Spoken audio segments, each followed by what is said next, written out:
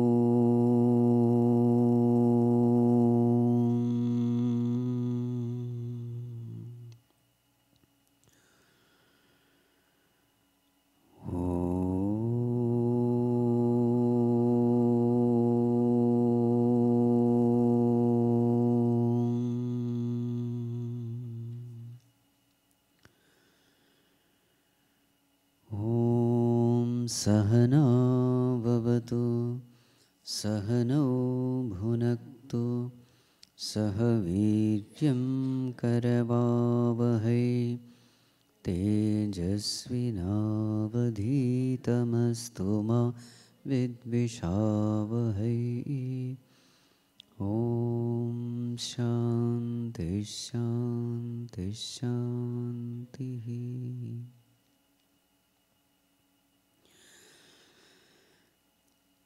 तू है अनाथ बंधु करुणा सिंधु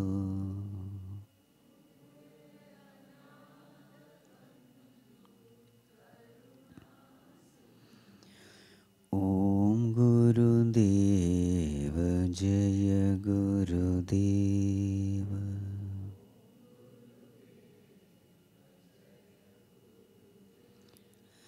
तू है अनाथ बंधु करुणा सिंधु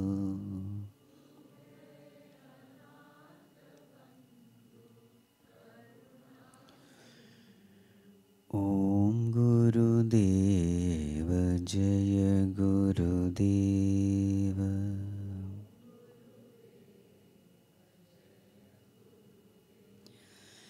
दुख और दर्द दूर करो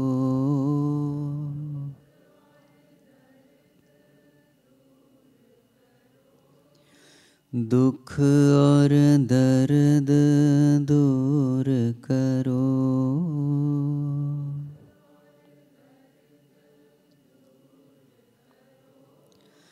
सुख का कारण दुख का निवारण,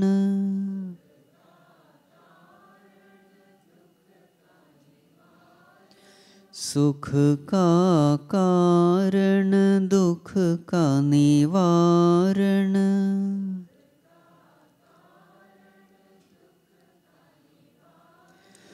मैं क्या जानूं तेरी महिमा,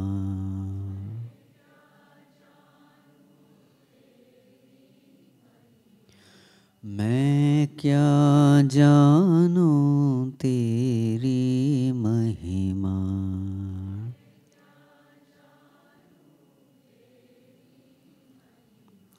माया में आवे सब ही अंधेरा,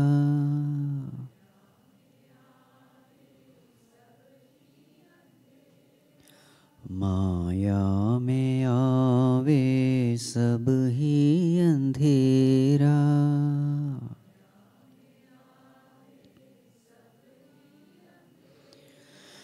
तू है अनाथ बंधु करुणा सिंधु,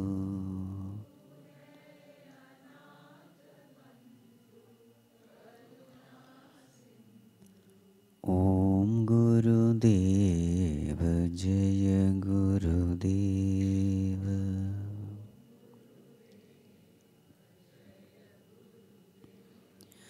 जन्म जन्म के दुख बिसराओ,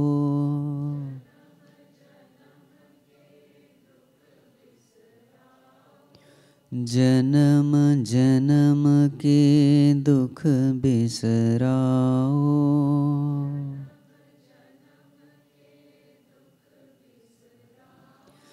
बंधन कोटि सूत्रास निवारो,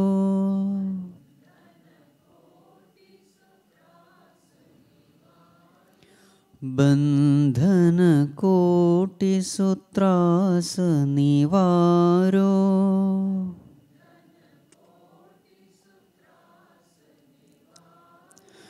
मैं क्या जानूं तेरी लीला,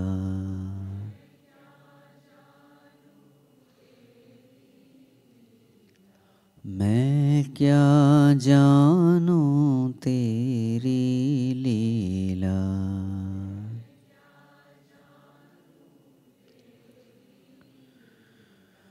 माया में आवे सब ही अंधेरा,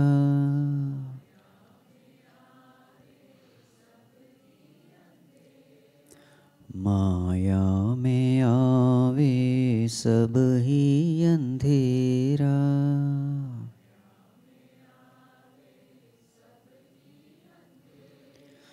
तू है अनाथ बंधु करुणा सिंधु,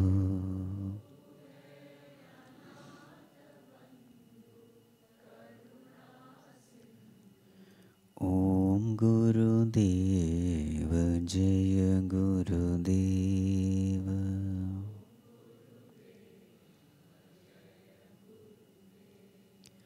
ओम गुरुदेव जय गुरुदेव,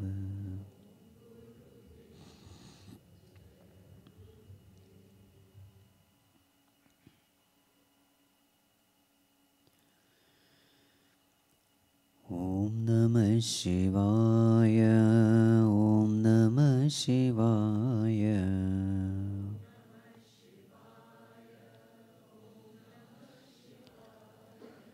ओम नमः शिवाय, ओम नमः शिवाय,